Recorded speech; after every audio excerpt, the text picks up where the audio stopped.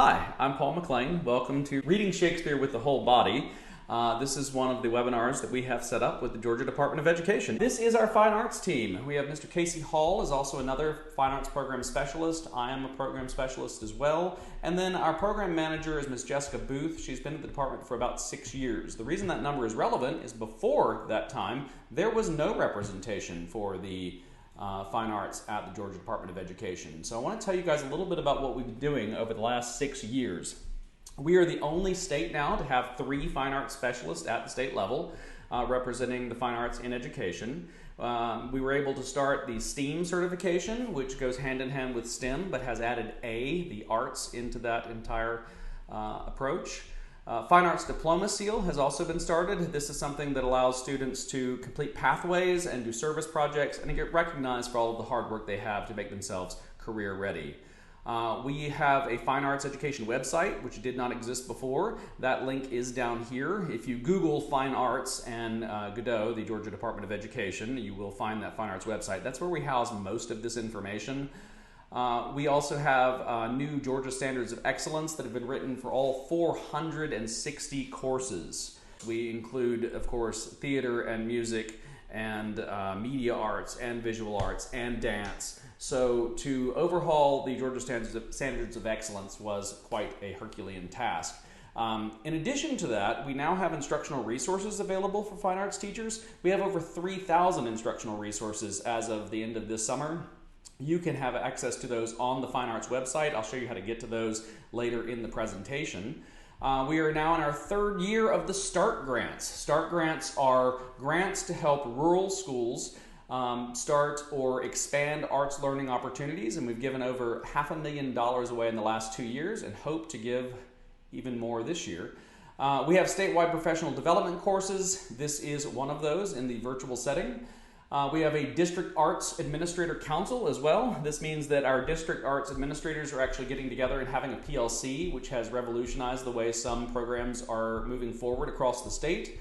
We have a Fine Arts credit for our CCRPI, and given that CCRPI is one of the ways in which schools are evaluated, 6.67 points is a huge deal, and that's what the arts represent because we are essential to whole child education.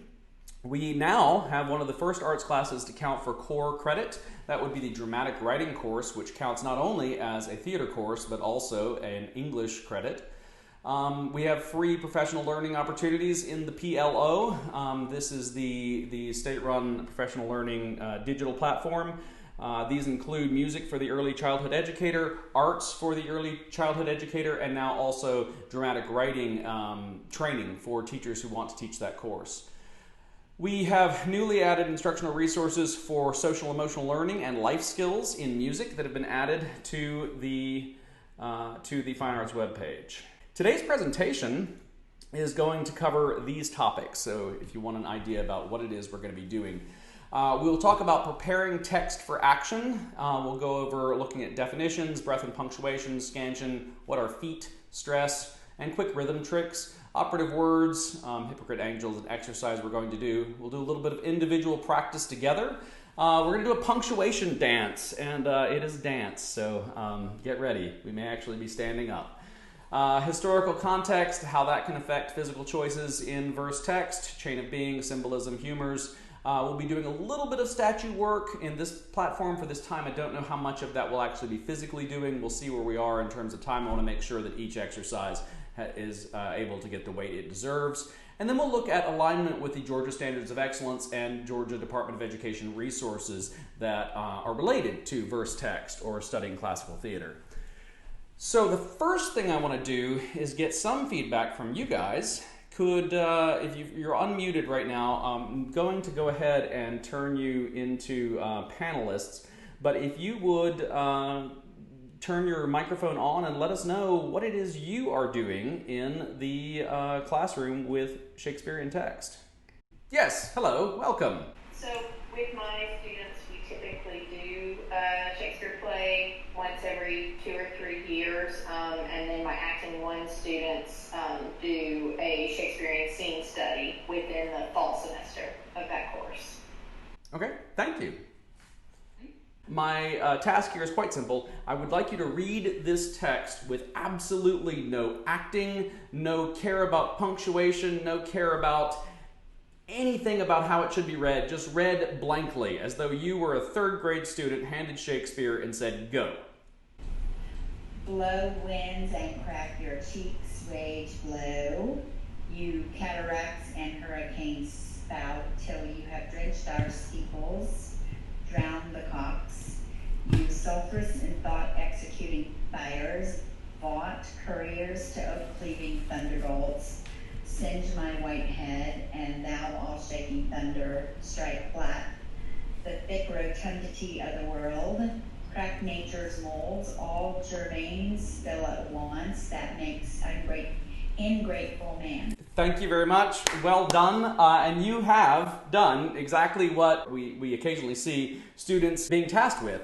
You've read Shakespeare with no background whatsoever. One of the problems that we have, if you hand Shakespeare to students and say, go, and you don't give them any background about how it was intended to be read or what the original structure for theatrical performance is like, they're at a loss. And it's really quite criminal, because this isn't meant to be read just for the sublime ordering of the words on the page. It's actually music. And one of the things that is a barrier to a lot of students is there are words that we don't know. Now, what's ironic is you can listen to a song and you can miss a word or two and you have no problem with it. But when we're hearing things on stage or reading them out loud, people are obsessed with getting every single word. So one of the things that you can do to combat that is sort of define the words you don't know. Are there any words here that stand out as not words that you would use day to day, or you might have questions about what they are? Germanes. Germanes, that's an excellent one. Anyone else? Vaunt couriers. Cataracts, but not what it means. Yes, it's not cataracts like you get the surgery for. Sure, so that's really only a handful of words in this pretty significant monologue that you don't actually know the meanings of. So it's not hard to go check out what those words are. You as an actor should know what the words are. So germanes are like seeds, things that germinate in this particular context. Vaunt couriers is a little archaic. It's a reference to a phrase avant, sort of an oh no, and then couriers, things that send. So avant couriers is really, oh no, here come these sulphurous and thought executing fires. So it's talking about the lightning storm, but that word is a abbreviation of something that we don't use commonly. And then cataracts, you said. These would be like waterfalls, like the cataracts that surround the Nile. They're impassable waterfalls. And then hurricanos, a lot of times students will not know the word for, but really, in fact, it's hurricanes.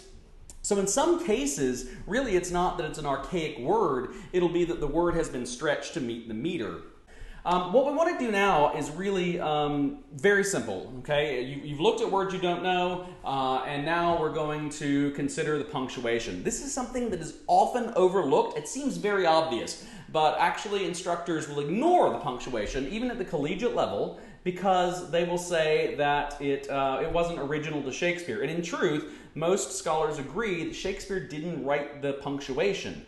But he did write the phrasing, and the phrasing has inherent punctuation. So when people put the lines together in the first folio, they put the punctuation that was implied. So the idea that the punctuation isn't important was never really the case. All of the actors would have known what the punctuation was supposed to be. So we're going to look at the breath and punctuation.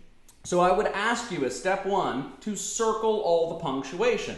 And then what you're going to do is breathe in to start, you're going to breathe out saying the words, and then you're only going to breathe in on the punctuation. Now this is not a final performance technique, but it is a great technique for getting to know the piece and getting to feel the piece. And if you're talking about how to turn this into action, because ultimately this is a dance, you've got to start with the breath. So do we have a volunteer to read this with the punctuation? Casey, if you will just read, and again, you're breathing in at the top, only out when you're speaking a word, and then in at the punctuation. I'll actually demonstrate the first sentence for you. So you're going to breathe in to start, because you have to breathe in to be able to speak. You're only going to speak out on the words, and then you're only allowed to breathe in at the punctuation. A little bit for a comma, a lot for a full stop. So blow, wins, and crack your cheeks, rage, and so on. Okay. Blow, wins, and crack your cheeks, rage, blow. You cataracts and hurricanes spout till you have drenched our steeples and drowns the cocks. You sulphurous and thought-executing fires, fault couriers and oak-cleaving thunderbolts, singe my white head, and thou alt-shaking thunder, strike flat the thick rotundity of the world, crack nature's molds, all germain spill at once, that makes ingrateful man. Okay, good. That's fantastic. And you can see, too, that it's actually kind of difficult to do and to do calmly. Yes, well done, absolutely. So in trying to read this relatively calmly, and Casey, if you don't mind, I'm going to comment on your physical appearance going through this. When you got to chunks where you had to expand the breath longer than you had anticipated, your whole body starts subconsciously to get involved. You actually start to run out of breath. And when you have the little chunks, you have to use all that breath, otherwise you're going to have to inhale again too soon, and you will pass out. So if you're doing this correctly, you will necessarily be louder on the words that are in little chunks, and you will draw out to be out of breath and need that pause when you get to the larger chunks. You are effectively being played like an instrument. The stops in the language are just as important as the words themselves. And part of the reason for this is iambic pentameter. Now, we're all familiar with this. It is 5 feet, and you have an unstressed and stressed syllable, and this is just the meter in which it's written. Sometimes someone will tell you it's because they said it was more like the heartbeat and more natural. So the original word for verse text being set up in feet, that meter at the bottom there, a foot is composed of 2 parts. It's the lifting of the foot and the putting it down. And the reason that's relevant is the very first Western world verse text is going to be found in ancient Greece when they're singing songs about their gods and trying to get fertility for their crops and whatnot. These original songs were done to dances. So you were literally lifting your feet and setting them down. The whole thing was a dance. So the breathing that was associated with singing the lines and the words was tied deeply to where the feet were going. Now originally, because it was a dance, it was in trochometer, so the emphasis was on the downbeat to start with. Over time, they did find that iambic pentameter has a little bit more of a natural speaking rhythm, but we divorced our concept of this being choreography somewhere along the way, and that has really, really cut into people's ability to recognize that iambic pentameter is part of how you physicalize Shakespeare. When we talk about meter, typically what happens is we get so caught up in the poetry of the language that we forget that this is a physical event, a whole body event. So marking the feet. The basic structure for iambic pentameter, you got 5 feet, each one marked with lifting the foot and putting it down. If you mark at the top of your page, this is a good way to sort of help this with students too. You just do 10 X's, right? Every 2 X's you put a line down, that's a foot. You can use the traditional sort of U for unstressed and then the accent aigu for stressed. That sometimes is too complicated, so when I'm representing it digitally, what I typically do is just bold that second X. And the picking up the foot and putting it down, if you look up this in more detail, you'll find that that is the arsis and the thesis. And these words get changed and used throughout poetic understanding much later. But originally, arsis was that unstressed, thesis is the stressed. Typically speaking, when you're introducing Shakespeare to high school students or middle school students or even elementary students, they won't need to know quite that much detail. So, if you go to look at scansion, what I've done here is I've taken all of the scansion and I have emphasized that second word. And I've also continued to mark our punctuation. So now if we read through, we've got blow, winds, and crack your cheeks, rage, blow. And if you'll notice, right here on the side, there are 2 X's, because this first line in this speech is not true iambic pentameter.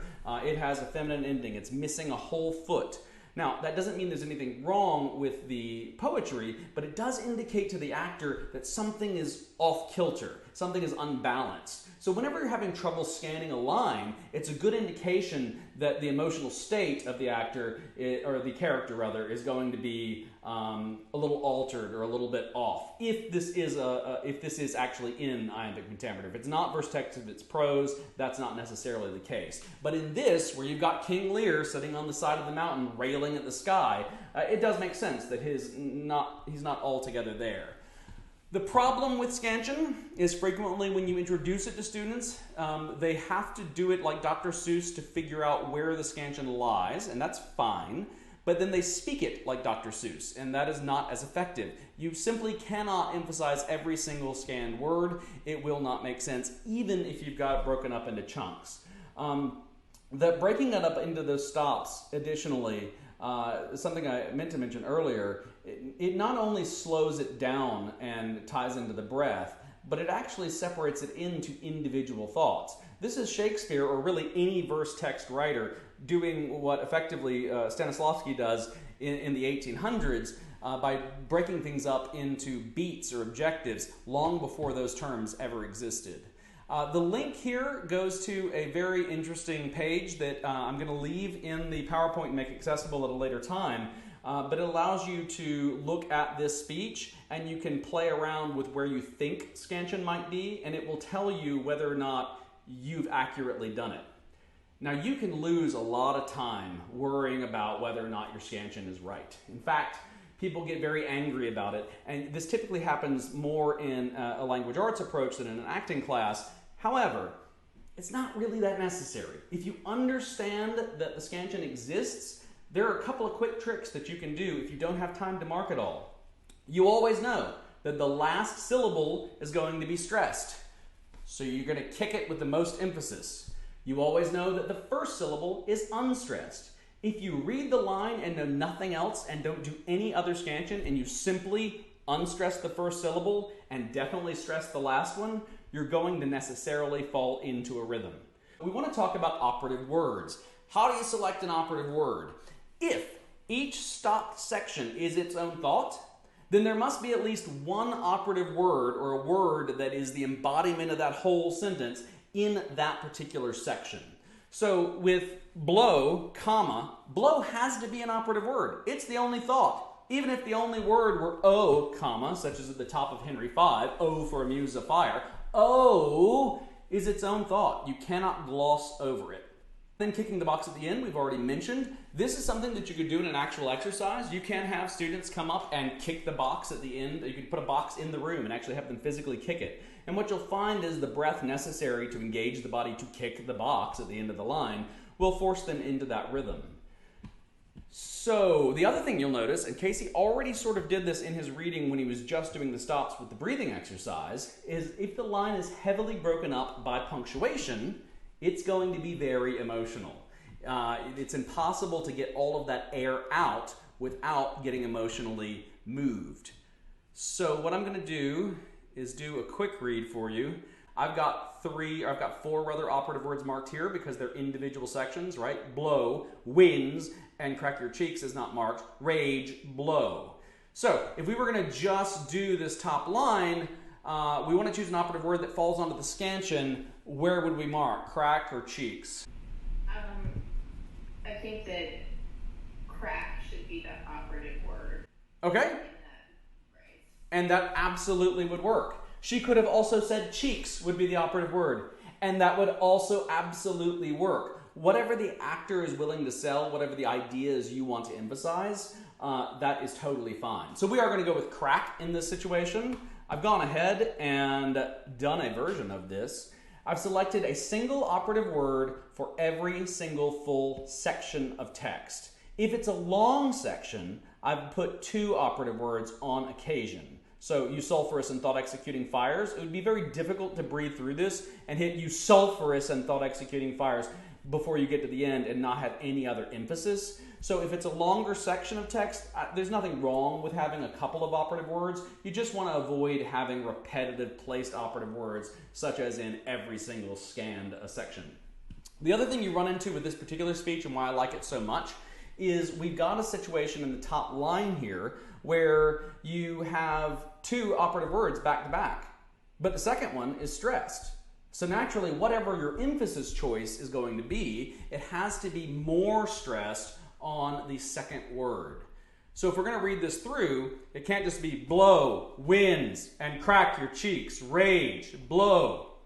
First of all, it's a terrible idea to use the same emphasis mechanism. There's so many ways to emphasize a word. You can stretch it out, you can caress it, you can whisper it, you can scream it, you can feel it. All of these things add emphasis. So when we say that it's an operative word, we're really just wanting the word to sound like it feels. So if we were doing the same thing with children's literature, you might teach people to do children's literature much the same way as though if we're walking through a field and we come across an enormous watermelon, right?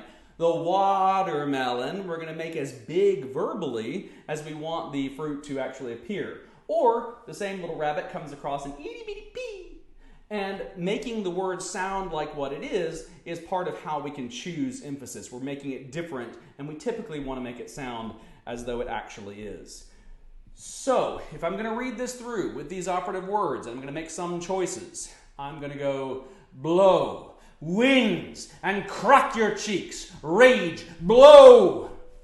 You cataracts and hurricanes, spout till you have drenched our steeples, drown the cocks, you sulphurous and thought-executing fires, vaunt couriers to oak-cleaving thunderbolts, singe my white head, and thou, all shaking thunder, strike flat the thick rotundity of the world, crack nature's molds, all germain spill at once that makes ungrateful man. And so now, without doing any character work whatsoever, simply emphasizing words and breathing, we have a whole lot more variation than in our first approach to the text. Simply following the basic rules of how you play the instrument, which is all laid out here if you know the rules for how to engage the text, you're leaps and bounds ahead of where you started without having really to do any deep intellectual thinking about where this is. This is a little bit more time consuming, and if I had a monologue, or if I were having students work on monologues for an audition, absolutely, I would say, you need to do all of these steps. And it's only 4, right? It's definitions, circle the punctuation, do the scansion, and choose the operative words. It's really only 4 steps. But sometimes that's not realistic in terms of trying to get through a full text, and it's not realistic if you're doing a full scene. Yes, ma'am? Do you have a recommendation about a student who is maybe over-choosing operative words? So like they are making an argument that every other word needs to be an operative word. Yes, tell them no. Effectively, it really does come down to a director or a third party listening in. Typically, my advice would be you're giving us so many different thoughts that we're spending all of our time in transition, right? If we're talking about this in terms of contemporary acting, because let's be honest, even if you're doing classical text, if you're doing it now, you're doing contemporary acting. It's a contemporary audience. So if we're spending all of our time in transition to this thought, and then this thought, and then this thought, we don't ever get the fluidity or the musicality of it. And that actually is something that you see in music too. If you look at something that is playing like the old MIDI players before they got good, and it's playing all the right notes, and it's playing it in the right rhythm, but it just has no soul to it. You can do this and fail to get the musicality of it. So the next thing you would want to do with this is try to figure out what these larger chunks are. And there's an exercise later in this program that will explain that. I'm going to ask everybody right now to turn on their camera. I'm going to ask you to stand up. And we're going to talk about how to physicalize the operative words, because it's not just enough to say the words. You want to make the words actually feel and sound like they are. So this is the little game called Hypocrite and Angel.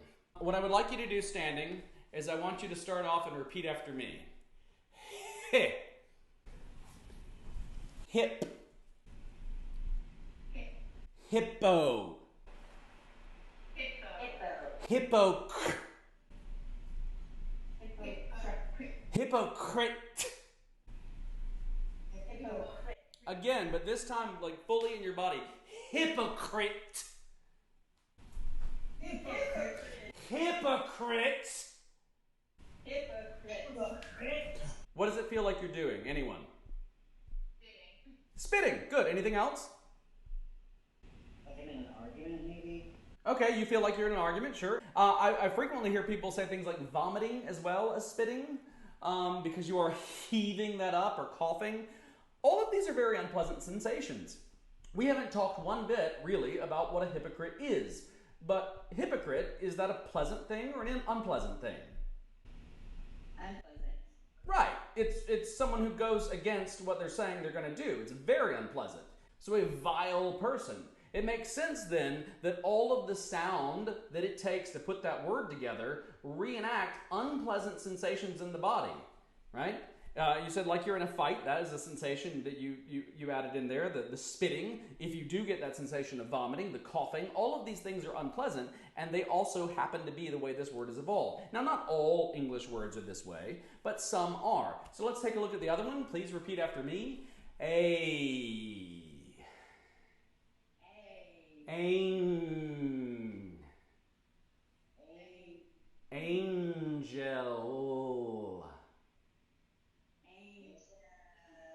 Now, if we do this over and over, like you might in an acting class, you might talk about the vibrations that you're feeling across the face and across the chin, the chest, the neck, all of this, and they are generally speaking pleasant sensations, as is the concept of an angel. So if you indulge in these physical sensations of the way in which you say the word, you will be able to get emphasis in different ways. And again, just like you do with children's literature, make the word sound the way it is. So you hideous hypocrite and you beautiful angel. Just understanding that words have parts, not just the whole words themselves, gives you a whole nother opportunity to engage physically with your breath and really feel it in your entire body. So what I typically would suggest you have students do after this is to try it on their own. They would go ahead and take, say, the prologue of Romeo and Juliet. You would look up any words that you don't understand in this. Here is a version of this already marked out for scansion anyway. So we would circle the punctuation. We've got our scansion here. What you would then do is have them circle their operative words and then give different readings. Now this can be done a couple of ways. You can have them read just a quatrain at a time, and that gets 3 actors up on stage. If we were doing this live and had a full session, I would suggest that we do that at this time. But that is the first approach for how I talk about scansion with students and teachers in order to get people comfortable with the idea of it before we move into other approaches. Punctuation dance. So everything we've done up to now requires just a little bit of planning, and it's a little bit intellectual, meaning it's in your head. You have to make choices mentally before you do it physically. This is almost entirely physically. So I'm going to need to ask you guys once again to please stand up and turn on your cameras. This is kinesthetic learning. It is useless to know about this exercise and not physically do it, like so much of what we do in our discipline. So this is the punctuation dance. So what we're going to do is we're going to start off walking. So everybody walk in place on your Zoom. Just walking. Good. We're going to walk anytime we speak, okay? Now, if we come up to a comma, we're going to skip, but we're going to keep walking. So everybody skip. Good job. And now if we come up on a colon, we're going to rise. So everybody rise, and then back to walking. Good. If we come to a period, full stop, 2 steps. So walking, full stop, 2 steps. And now, if we come to an exclamation point, we're going to hit the ground. So we're walking, exclamation point, hit the ground, and then back up to walking. If we come up to a parentheses or a dash, we're going to step out of the track and then back in. If we come to a question mark, we're going to make a question mark with our arm and then back to walking. Okay? So that is the way the dance sort of works. And now we're going to show it to you with a little bit of text. This is the text of Richard III. Now I'm not going to make you do this whole thing, but I want you to watch this and I'm not going to do anything but the punctuation dance. I'm not going to add character. I'm just going to respond naturally to how I breathe with the punctuation dance going on. So if you will watch this, I'm going to blow this up to slightly larger. So, now is the winter of our discontent, made glorious summer by this son of York. And all the clouds that lowered upon our house in the deep bosom of the ocean buried. Now are our brows bound up with victorious wreaths, our bruised arms hung up for monuments, our stern alarms changed to merry meetings, our dreadful marches to delightful measures. Grim-visaged war hath smoothed his wrinkled front, and now, instead of mounting barded steeds to fright the souls of fearful adversaries, he capers nimbly in a lady's chamber to the lascivious pleasing of a lute. But I, that am not shaped for sportive tricks, nor made to court an amorous looking-glass, I, that am rudely stamped, and want love's majesty to strut before a wanting ambling nymph, I, that am curtailed of this fair proportion, cheated of feature by dissembling nature, deformed, unfinished, sent before my time into this breathing world, scarce half made up, that so lamely and unfashionable that dogs bark at me as I halt by them, why I, in this weak and piping time of peace, have no delight to pass away the time, unless to spy my shadow in the sun, and descant on mine own deformity. And therefore, since I cannot prove a lover, I am determined to prove a villain, and hate the idle pleasures of these days. Plots have I laid, inductions dangerous, by drunken prophecies, libels and dreams, to set my brother Clarence and the king in deadly hate the one against the other. And if King Edward be as true and just as I am subtle, false and treacherous, about this day should Clarence be closely mewed up about a prophecy, which says the G of Edward's heirs, the murderer shall be. So what do we see? What is that like? Very active. Exhausting. It is exhausting. It is very exhausting. And it is very active. It doesn't necessarily a thought shift with those full stops. The two-step stop was a very clear transition to the next acting beat. Yeah. Okay. Yeah, it makes sense, like physically watching it, almost like if you weren't saying it, it would still make sense. You know, or if you were reading and just watching the movement happen, I guess like the skip and the comma, like really makes sense, kind of thing. This does exactly what all that planning out and scanning does for you in terms of making sense of the individual phrases. It does exactly that, and it does it physically. By forcing your body to do this, you breathe in a manner that is reflective of that emotional state. Now, you can understand that all day long, but until you do it, you don't get that kinesthetic sense. So stand up. We're going to do the first section. We're not going to do the whole thing. We're going to go to the first two-step stop, okay? Can everybody read that? Let me make that a little bit bigger. Doom, doom, doom. If you're not on camera, I strongly encourage you to do this as well. All right, so walking. And all together, it's okay if you can't hear each other. This is about that internal feeling of it. So pay attention to your body. Notice what you notice about yourself. Now is the winter of our discontent, made glorious summer by this son of York. And all the clouds that lowered upon our house in the deep bosom of the ocean buried. Now are our brows bound up with victorious wreaths, our bruised arms hung up for monuments, our stern alarms changed for merry meetings, our dreadful marches to delightful measures. Now, for those of you who actually did this out loud, what did you notice about your breathing? When students get classical text for the first time, one of the problems is they think about the poetry of it and they don't put it in the body. You should be exhausted at the end of one of these plays. The physical demands of this language, even if that's just an exercise to get you started, you get the sense of how physically engaged you need to be to express that air through those words in that visceral way. It needs to have that kind of movement. And this dance is an excellent way to get them started, particularly if you've got a group that is not necessarily moving along as quickly as you would like them in terms of making strong physical choices. So once you've gone over just how the text can be interacted with physically, you might remember this is not contemporary language in terms of the world in which we live today. at least Shakespeare, and you can do this with any verse text, you need to consider the world in which it was written. So if you're looking for physical choices, think about the world in which you exist. In Elizabethan thought, there is a series of concentric circles for basically everything. We still live in a world, this is pre-Copernicus, where the earth is the center of the universe, and it goes out and out and out and out to the sun. And as we get closer out and out to the sun, in the religious context here, the deity is closest to the outside. So the holier you are, the closest to the fires of heaven. The less holy you are, the closer you are to the dirt of the earth. And again, we're doing pre-pseudoscience. There's only 4 elements. You got earth, water, wind, fire, and it goes out in that direction. So when you see things that are referencing earth, water, wind, fire, you can take those ideas of where they fit in that great chain of being. And you can use that imagery. Shakespeare's stage actually had the heavens painted over, and it wasn't the Christian heavens necessarily, it was the zodiac sign painted on the top of the globe. Below is where all of the demons would come out. You can physically engage those areas. That's another way to make sure that you're getting your body involved.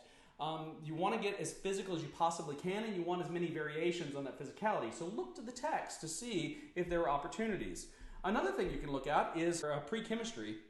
We've got the very beginnings of biochemical understanding with the humors. Again, because we're looking at science before science, we've only got 4. We've got yellow bile, black bile, phlegm, and blood. And these can be found in the text throughout. Characters will always have an association with these. The imbalance or the changing of these humors will define the character's general mode of being. And that will give you an idea of what types of things or tactics or objectives you might want to use if you're looking at this from a contemporary lens.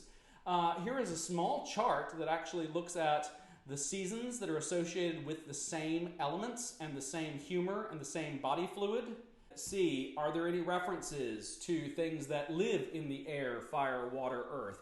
Are we talking about spring, summer, autumn, winter? And that might determine how you're going to physically engage and what manner your engagement might be. I love this chart. You can find this stuff anywhere online. Again, we'll also make this PowerPoint available to you. Another thing that's a good idea for coming up with ways to engage the text physically is to consider the antithesis. Antithesis is a manner of defining things by what they aren't. It's this or this. Shakespeare does it all the time. And when you're thinking about doing things at 2 different sides in opposition, it's a good way to engage the body as well. And then this next section actually refers to something that we talked about just a moment ago. Psychological gesture. So psychological gesture is a modern concept. It is an acting technique where you would create a movement, a physicality that embodies the sentiment of the phrase. Or in Michael Chekhov's case, it would be an embodiment of the entire play. It's sort of your super objective in one physical statue. Now you want that statue to have a brief little movement to it. You can do that with Shakespeare as well. If you're having too many operative words, you can go to this statue exercise. So break up the speech into, depending on how long it is, if it's a 20-line speech, no more than 7 to 10 statues. You only get 7 to 10 thoughts. So you may have to compress a couple of thoughts together. Typically what will happen is actors will try to make every new tactical change a new objective in thought. And again, that winds up with you being in transition so much you can't possibly indulge in the actual thought to try to get at something. Tactics are really all part of one objective, so you just want to push those together so that we have full objective thoughts. The other thing that might help with actors who are coming up with too many different things, if you can't define the objective in a starkly different word from the moment before and the moment after, it's not nuanced. It's too nuanced of a change. You need dynamic transitions between your objectives. And that will force most actors to realize, okay, I'm trying to do too much. This is really all about trying to get somebody out of the room, and then I really change the thought when I realize that there's a bunny over here I have to attack, or whatever your thoughts are. So with this objective statue exercise, which we're not going to do here, it's a great way to have the students take 2 or 3 lines, come up with a statue, that if those 2 or 3 lines were it, you would make sure that that statue would represent them in a museum. And so you come up with different dynamic statues for each of those, and you rehearse the monologue in each of these statues. And then you slowly start blending them together. It starts out, don't worry about transitions, you're just hitting the movements. And then slowly that becomes one solid dance all the way through. That really works very, very nicely for getting that musicality and phrasing, and I encourage this exercise a great deal. Another thing I think you should consider is who you are talking to. There are 3 primary areas that you talk to on the Elizabethan stage. They are talking to public proclamations and talking to everybody on stage and everybody in the audience. Remember, the audience is a character all the time in Shakespeare. We didn't turn the lights off on the audience until much, much later with Wagner, first person to turn the lights off in the Western world. So the audience is on stage with you. So full proclamations, private onstage conversations, private audience conversations. Now this can be in asides, which most people know about, but soliloquies are too. Nobody's really talking to themselves because the audience is always there. So if you consider all the stuff we've talked about movement and then layer in who are you talking to, how big is this, that's another thing that helps give you nuance on the stage. You want to point to named actors. So if I say, get thee, Cesario, to that same sovereign cruelty, I'm going to point to that actor. And that's not just for me, that's to remind the audience what's going on. If I have a thing where I'm talking to the heavens, I'm going to point to the literal heavens. If I'm talking to hell, I'm going to point and pull up from the actual ground. We live in a world here in Elizabethan staging where these are physical places. You could walk, literally, in this worldview, 666 steps down and find yourself in hell. So you want to engage the world around you, create that three-dimensional world. In the end, and this is key, it's street theater. That's it. It's carnival. It's just street theater. Comedy and violence are paramount. We're going to transition to talk a little bit now about how this relates to what is available to you in your Georgia Standards of Excellence and what is available at the Georgia Department of Education Fine Arts. So I mentioned at the top of this, we have instructional resources available.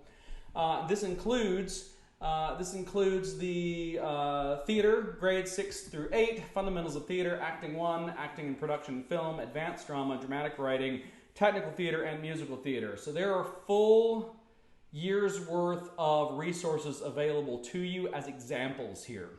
None of this is prescriptive. It is all supplemental. But the way that it's laid out is each course will have a curriculum map.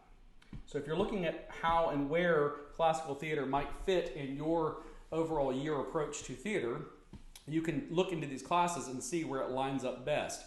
We've got curriculum maps for each of these courses. The curriculum maps are always going to have these standards, at least by their coded name at the top, and then basic ideas. So actually, if you're looking for classical theater or stylized theater, curriculum map is a great way to sort of glance over and see what just happens to fit first.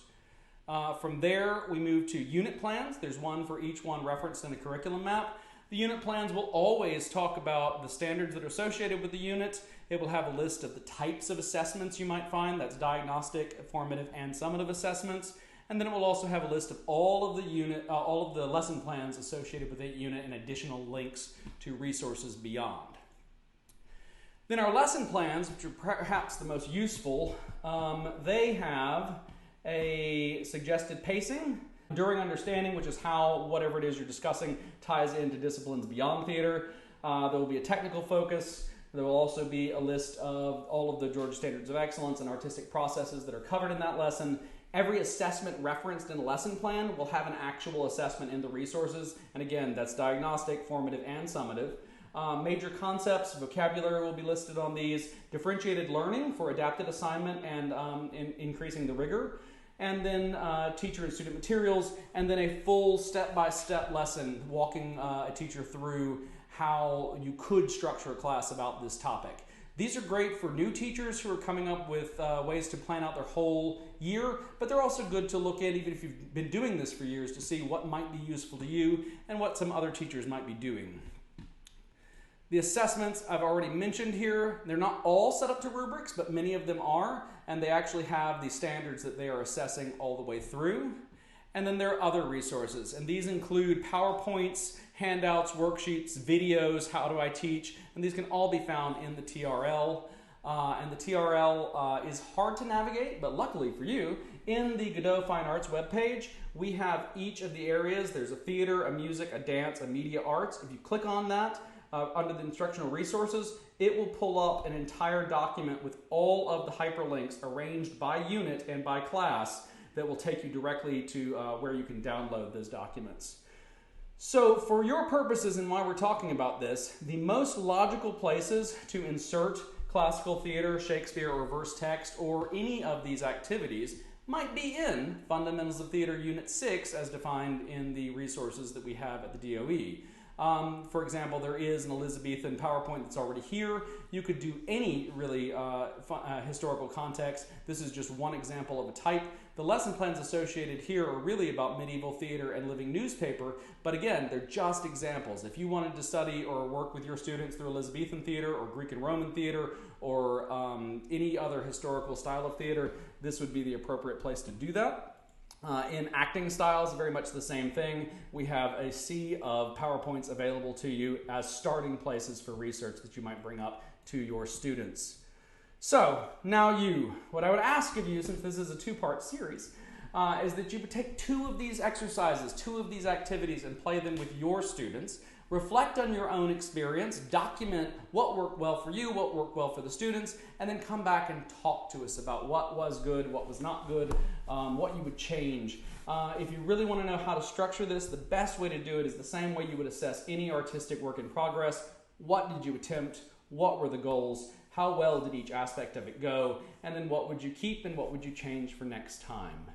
For additional questions, please contact the Fine Arts team. Jessica Booth, Paul McLean, Casey Hall.